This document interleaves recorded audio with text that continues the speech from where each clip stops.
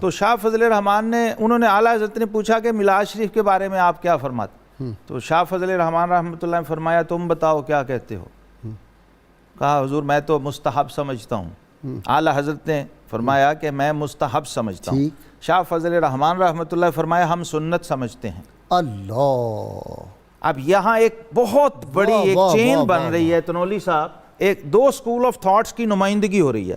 اعلیٰ حضرت نے فقہا کی نمائندگی میں اسے مستحب کہا، اور شاہ فضل رحمان نے محدثین کی نمائندگی اور ترجمانی کرتے ہوئے اس کو سنت کہا، حدیث کی کسوٹی پر، کیونکہ وہ محدث اعظم ہے اپنے وقت۔ تو فرمایا ہاں، اور اس کی پھر وضاحت کیسے کی سنت کی؟ فرمایا بھائی یہ جب صحابہ کرام سفر وغیرہ میں جایا کرتے تھے آپس میں، اور تو پھر کیا باتیں کیا کرتے تھے، ان کی گفتگو کا موضوع کیا ہوتا تھا؟ حضور صلی اللہ علیہ وسلم کا ذکر ہوتا تھا، آپ کی شان، شمائل، سیرت سارا، اور تم جب محفل ختم کرتے ہو تو لڈو پیڑے بانٹ دیتے ہو، وہ اس کے بعد ذکر مصطفیٰ پہ اپنی گردنوں کے نذرانے پیش کر دیتے تھے۔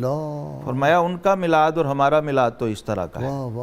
یہ کیفیت تھی ان کی، اور فنا تھے، فنا فی الرسول اور فنا فی الحدیث۔ میں نے غازی صاحب ایک طالب علم کی حیثیت سے حدیث پہ اوپر سے پڑھا ہے، یحییٰ بن سعید القطان سے لے کر اور امام احمد رضا بریلوی تک، لیکن ایسی فنائیت جس کے اندر عشق بھی اور عارفانہ رنگ بھی شامل ہے۔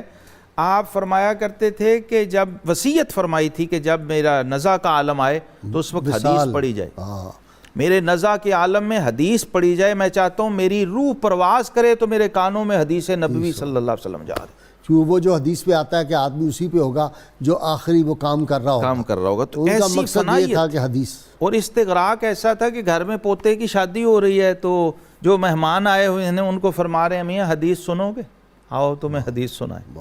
ایسا تعلق بالحدیث، اور حسن حسین کی اجازت آپ کو حضرت شاہ محمد آفاق اپنے پیر و مرشد رحمۃ اللہ سے تھی۔ اچھا دیکھیں نا، شاہ سلمان پھلواروی رحمۃ اللہ علیہ جو ہیں، ان کو جب حدیث کہا کہ پڑھو بخاری شریف، انہوں نے کہا میں دیکھ رہا ہوں، مجھے لگا کہ بیچ میں سے سب اجابات اٹھ گئے اور میں اور رسول اللہ حضور صلی اللہ علیہ وسلم کے سامنے جیسے میں پڑھ رہا ہوں۔ یہی مولانا احمد علی سہارنپوری بخاری کا نسخہ جو آج بھی ہندوستان میں رائج و متداول ہے، وہ آپ کا تصحیح شدہ ہے، وہ ان کے شاگرد ہیں۔ مولانا لطف اللہ علی گڑھی بھی، حافظ احمد حسن کانپوری بھی، حافظ پیلی بھیتی وہ بھی آپ کے شاگرد ہیں، مولانا محمد علی منگیری ہیں، مولانا عبدالسلام حسوی ہیں، مولانا محدث وسیع احمد صورتی ہیں۔